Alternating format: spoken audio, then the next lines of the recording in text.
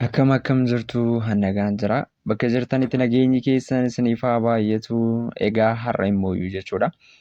Barumsa kun egaa barumsa addaati dhugaan isiniin jedha.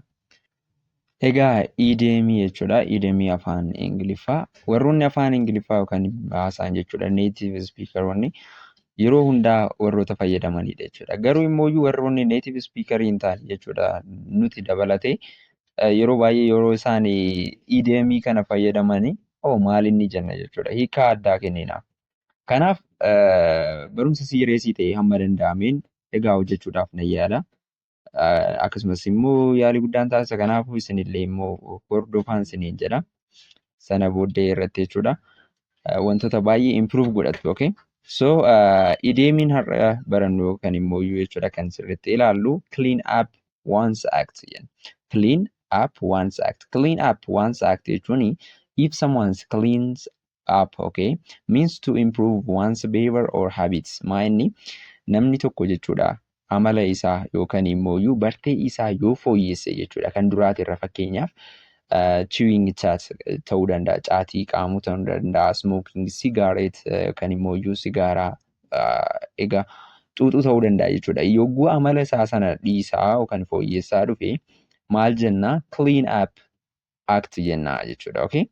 So example keessatti immoo haa ilaallu. For example, the first example, I want you to clean up your act. I want you to clean up your act.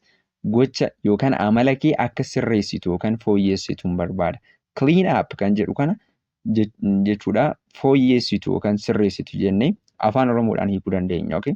So I want you to clean up your act jechuun gocha yookaan amala kee akka sirreessituun barbaada. It is either okay smoking cigarette or chewing chat ta'uu danda'a yookaan immoo wanta biraas ta'uu danda'a jechuudha. Kanaaf wantoota akkasii sanaaf clean up fayyadamna jechuudha. Let's see the second example. Example lammaffaa haa ilaallu. My mom's cleaned up her act a lot. My mom's cleaned up her act a lot.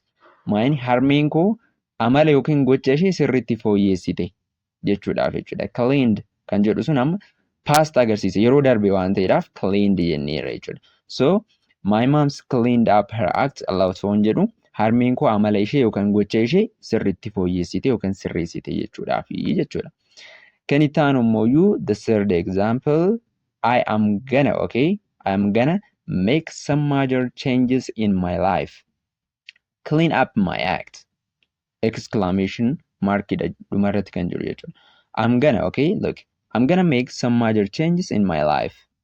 I'm gonna make some major changes in my life. Clean up my act. So I'm gonna make major changes in my life kan jedhu jiruu koo irratti jijjiirama guddaa gochuun barbaada. So clean up my act waan jedhamu amala yookaan gocha koo fooyyessuu jechuudhaaf jechuudha. Okay? It's maybe akkuma isiniin jedhe sana amala badaa qabaachuu danda'a. Amala sana immoo fooyyessuu jechuudha. To make what? My life better. Bakka jiruu koo fooyyessuudhaaf wanta sana gochuudha jechuudha. Kanaaf maayinni waan tokko fooyyessuu yookaan amala was ta'uu danda'a, bartee badaa ta'uu danda'a fooyyessuudhaaf siistama sana yookaan immoo akkaataa sana ibsuudhaaf jechuudha kan itti fayyadamnu clean up kan jedhu kanaadha jechuudha. Kanaaf sentensii jalqaba yookaan himni jalqaba I want you to clean up your act. Then number 2, my mom's cleaned up her act a lot. And the third example, I'm gonna make some major changes in my life. Clean up my act jedha jechuudha. Clean up kan jedhu egaa haala kanaan fayyadamna jechuudha. Contextually sentensii keessatti akkatti ilaallee jirra. Isin immoo maal inni jiru keessan irratti kan barbaadan sentensii kanaan egaa uumuu dandeessu. Okay? Clean up kan jedhu kanaan jechuudha. So kana fakkaata. That's all for today. Kanaaf directly barachuu yoo barbaadan bilbila kana dubbisuu dandeessu. Akkasumas immoo like gochuu hin irraanfatina. Share akkasumas subscribe gochuu hin irraanfatina. Okay? So like, share, subscribe gootan maatiin keenyas ni baay'ata. Akkasumas immoo namoonni immoo viidiyoo kanarraa fayyadamaa ta'an ni baay'atu jechuudha. Kana fakkaata. Viidiyoo biraatiin ammoo lagarratti goodbye.